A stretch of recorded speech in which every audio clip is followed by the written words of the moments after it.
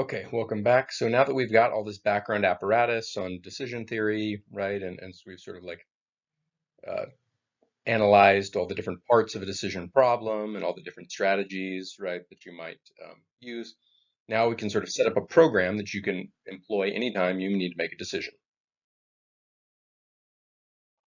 So here is the program for evaluating decisions. First, available options. Identify all the available options and make sure, again, that they're mutually exclusive, jointly exhaustive. So whether that's, right, choosing a red marble, choosing green marble, attending, right, state university or out of state university, taking job A, taking job B, these are the options, the things you can do. That's what's up to you. Step two, identify the possible states of the world, right, that are relevant to the decision. And again, make sure that those are formulated to be mutually exclusive and jointly exhaustive. The option is betting on red, right? One of the states of the world might be where red is drawn from the jar, right? If I attend state university, right, with the plan to play football, and there's two different possible states, one where I play football and one where I don't, right? Those would be the two states of the world. If I get a job and move out of state, right, what are the contingencies? What are the things you might be worried about, right? What state of the world might there be? Will I make friends or not, right? Um, if I take a job at a startup, right, that pays well, but may not last more than a year or two. Well, there's two possible states of the world: one where the startup makes it and sticks around a long time, you make a lot of money, or one where the right startup fails after a year or two, right? That's what we mean by states of the world. And step three, the outcomes, right? So given right the option you choose and the state of the world that ends up attaining, what will the outcome be? Right? So choose the job that pays a lot but is risky, and if the state of the world is that it fails, then I'm out of a job, right? That's the outcome. If the state of the world is that the company does well, then the outcome is I make a lot of money. Um, so, right, we've set up our options, our states of the world, our outcomes. Now we apply values to those options, right? How much do we care about those outcomes? Um, right, we can rank them or we can assign values to them. And we've seen with Ramsey that even if we only have a ranking, we can still assign values, right? Because if it turns out to be a case of decision making under risk, we will need to assign values to each of those.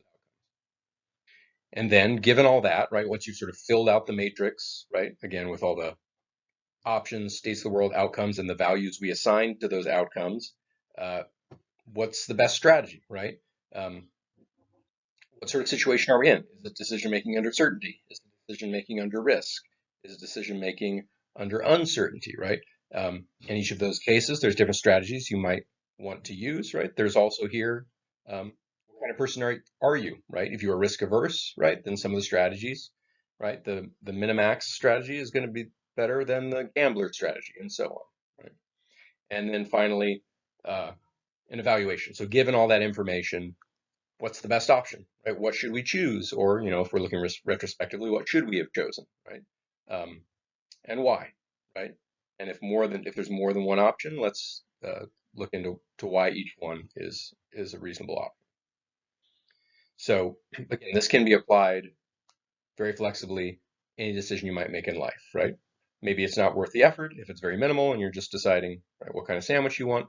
But there's lots of decisions we make that are we sort of don't uh, treat as rigorously as we could, right? And your life can go better if you make it rigorously. All right, so in this lecture, we're going to sort of apply this. Uh, you kind of already have the ability from the last lecture to apply this program for making decisions, but now we're going to apply it to some specific scenarios and show how in applying this, you can get sort of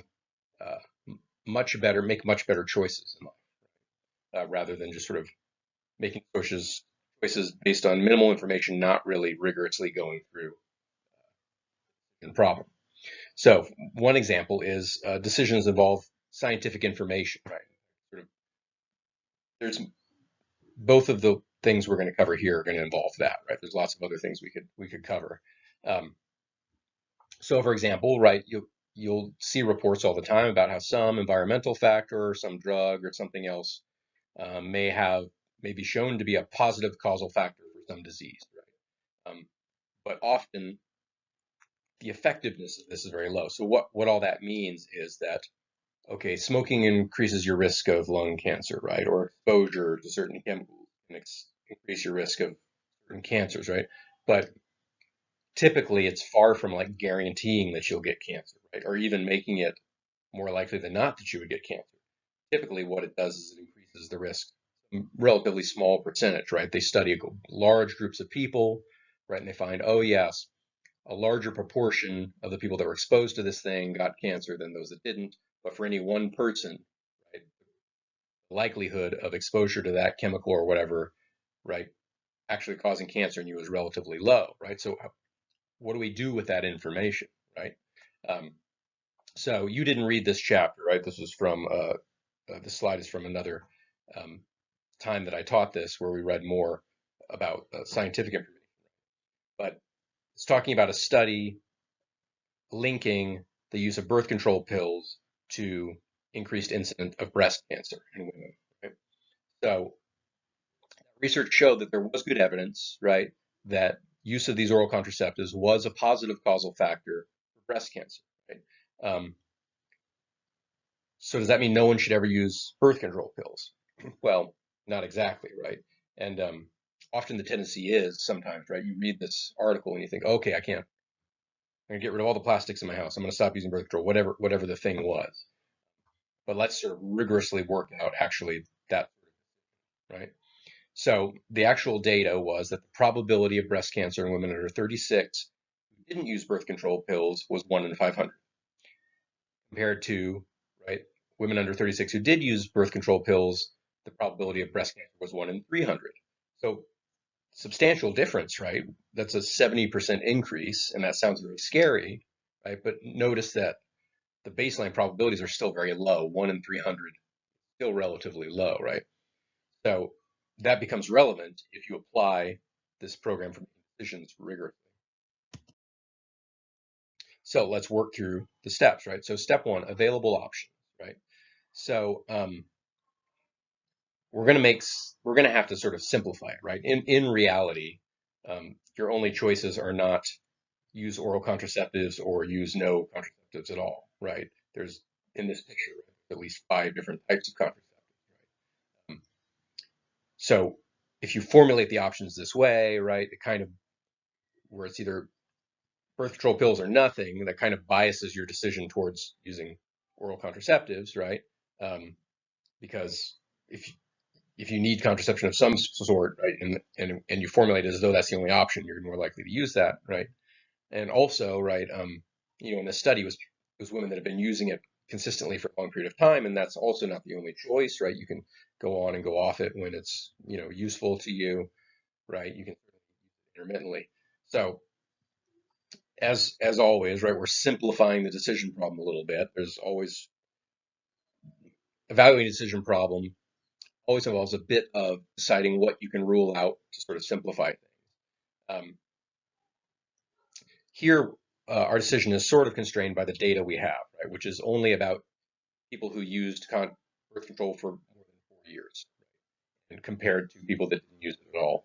So these are the only options we're considering here because that's the only that's the only information we have, right, about the different states of the world.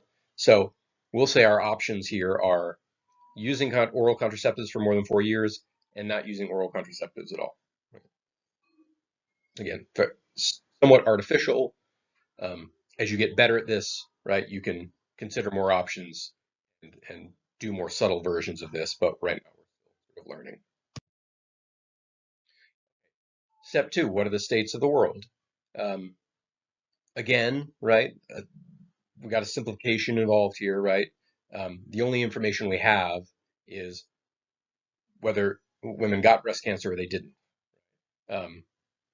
There are definitely different types of breast cancer, right? I mean, you probably, with this one, as opposed to contraceptives, you kind of probably rather just not get it at all, right? That's kind of, again, actually option here. Some or none, right? You'd really rather have none, right? but it's still ultimately a little too sort of narrow a set of states to base your overall decision on. Um, and again, right, we're simplifying it for now, right? Okay, so again, our options: use birth control for 4 years or more, or don't use it at all. Our outcomes: get breast cancer or don't, right?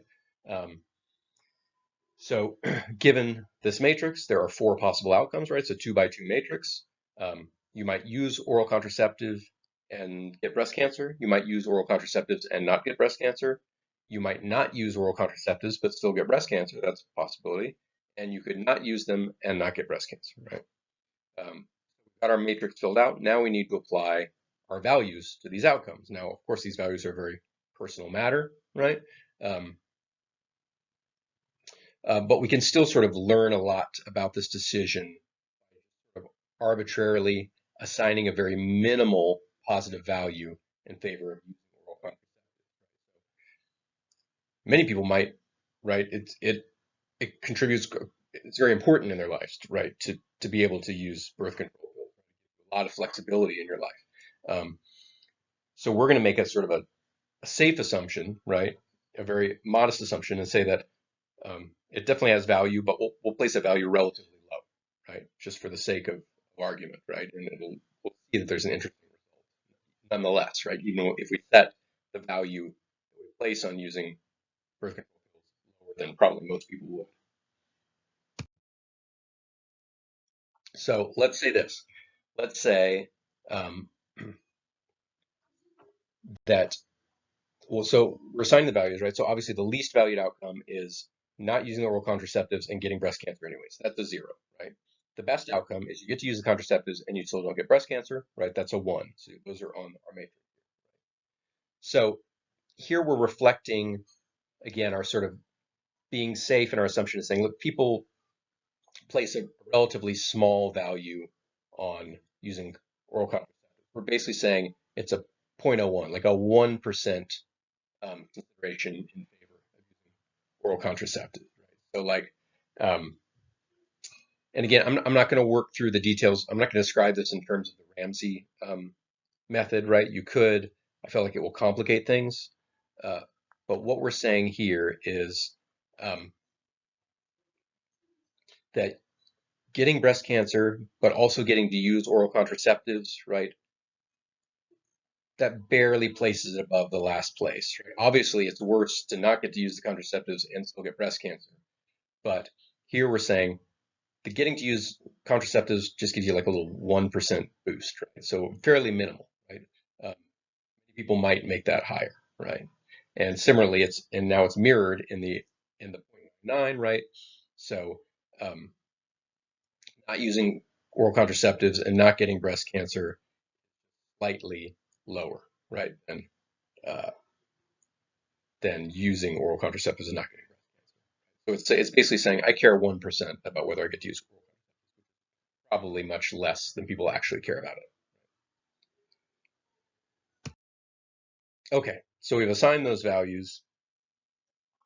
Again, they're a little artificial, but they're sort of designed to make a point. It says even if you don't really even care that much about using oral contraceptives, and we've seen that they can potentially be linked to breast cancer, we should still run the decision matrix. Right? Strategies. So let's just concentrate on this value matrix for now. Suppose this was decision making under complete uncertainty, right? You could still make a rational decision, right? Um, it would have a clearly best option, right? Which would be using oral contraceptives, right? Because notice it's got a greater value whether you get breast cancer or don't, right? If the state of the world is you get breast cancer, it's still better to have gotten to use oral contraceptives. And if you don't get breast cancer, it's still better to use the oral contraceptives, right? Um, so in complete uncertainty, you have an answer, right? Use the birth control. But since we do know the relative probabilities, right, we have the scientific study. This is not a decision problem of uncertainty or um, of certainty. It is a decision problem under known risk, right? So now we do need to bring in those values because it can change things. Okay, so step 6. We've identified, right? We filled in our matrix. We've identified what kind of problem it is, this decision making under risk, right? So let's try, right, the maximize expected utility strategy, right? So now we just run the numbers. So we saw that probability of getting breast cancer for women younger than 36 who've used oral contraceptives for more than 4 years, right, is about 1 in 300. And the probability if you don't use oral contraceptives is about 1 in 500. So we can turn those into decimals, right?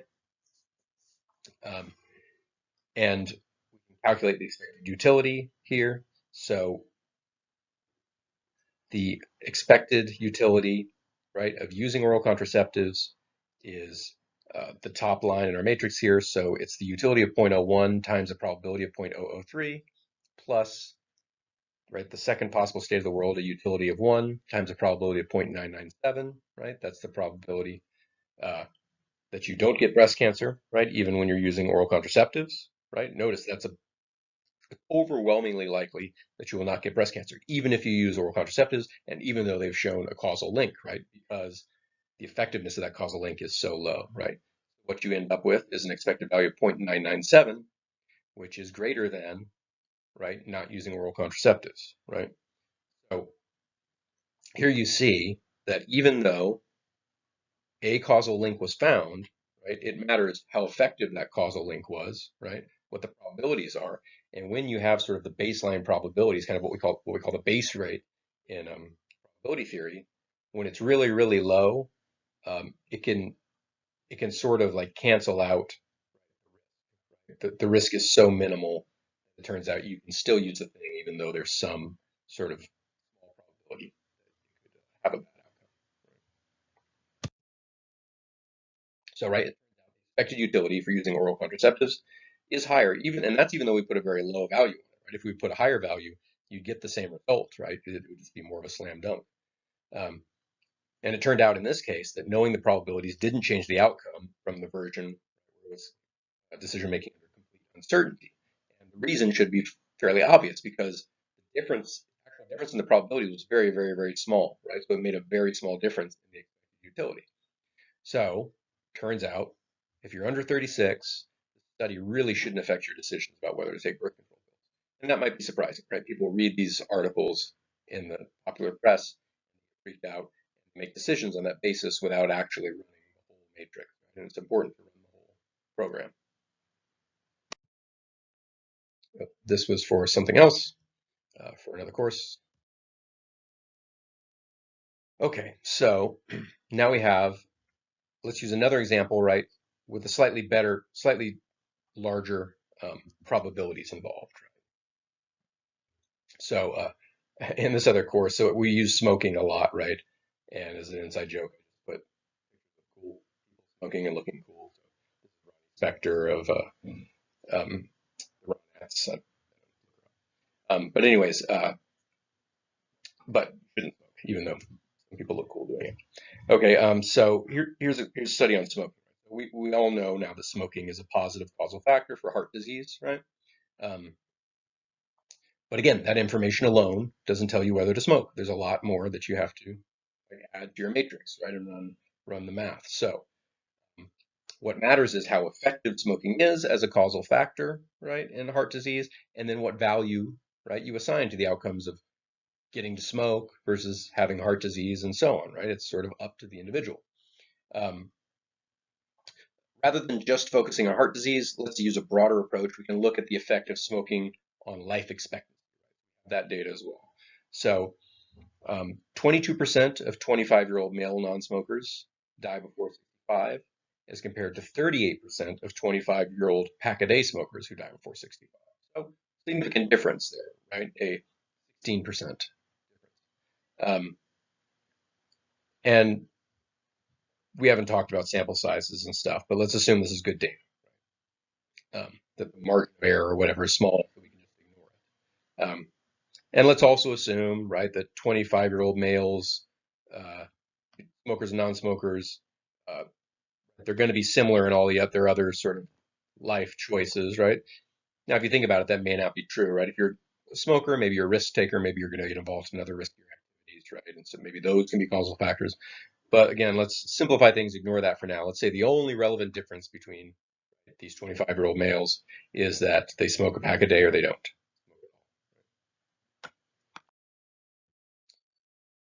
Okay, we can again run our decision-making program. So what are the options? Again, we'll keep it simple.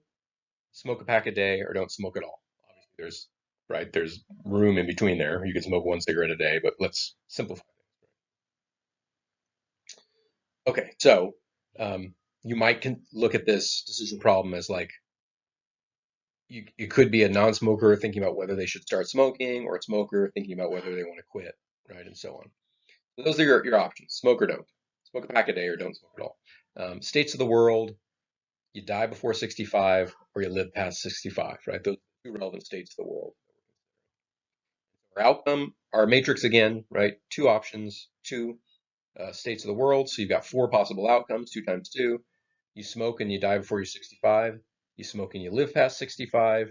You don't smoke, but you still die before 65. You don't smoke and you live past 65. All right. So next, we need to assign our values, right? So sort of the best and the least outcomes are fairly obvious if we assume that people smoke because they like it, because it feels good, and that people want to live past 65. So we would assign a 1 to the outcome of getting to smoke and also getting to live past 65, right? We would assign a 0 to not getting to smoke and also dying before 60. We'll leave open how we rank the other two outcomes. Um, but that'll depend on the person, right? How much they value smoking, how much they value living past 65. And then step 5, strategy. So what is the relevant strategy here? Well, we do know the probabilities of the outcome, right? So this is a case of decision making with known risk.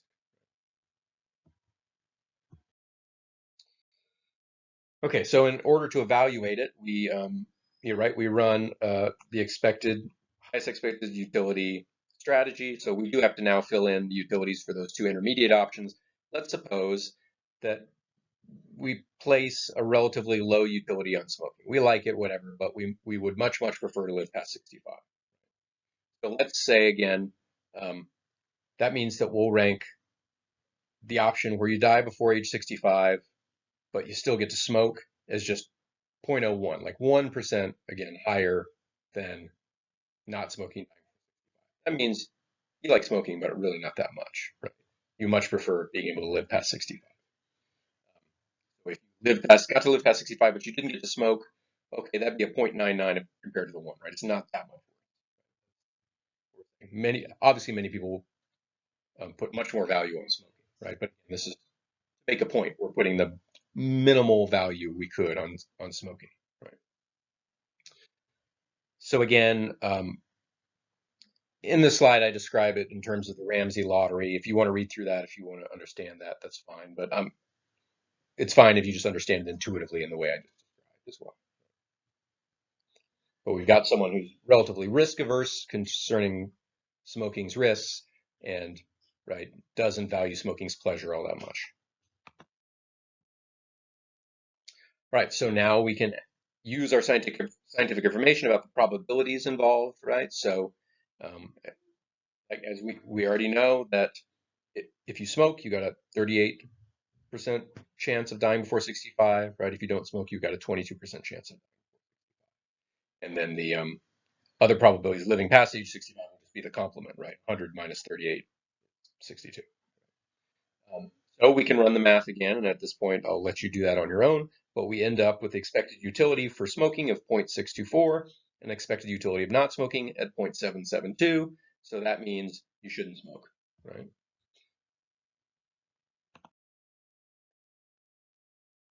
Now notice if this had been a case of decision making under uncertainty, smoking would have turned out to be the best option, right? And leave that as an exercise for you to fill out, right? But because you placed some utility on smoking, right? That meant that it was smoking and dying before 65 was just a bit better, right, than smoking and not smoking and dying before 65. And so smoking had the best outcome in either case, right? So if it was decision making under uncertainty, it would have said the outcome would have been, yeah, you should smoke. This is essentially why tobacco companies spend so much energy trying to sort of question studies about the link between life expectancy, right? They can cast doubt on that scientific information, then the decision matrix, right? If you're dealing with uncertainty, it makes smoking look like a good choice, right? But we do have the information and it matters, right? Now, of course, we assumed that the person placed a relatively low uh, value on smoking, right? Many people might do it much higher. So you might ask, how much would you have to value smoking, right, for it to turn out to be a good decision to smoke regardless of, right, the increased chance of dying before 65? So you could do a little algebra to figure that out precisely, right? Exactly how much you would have to like smoking for it to make sense for you to smoke.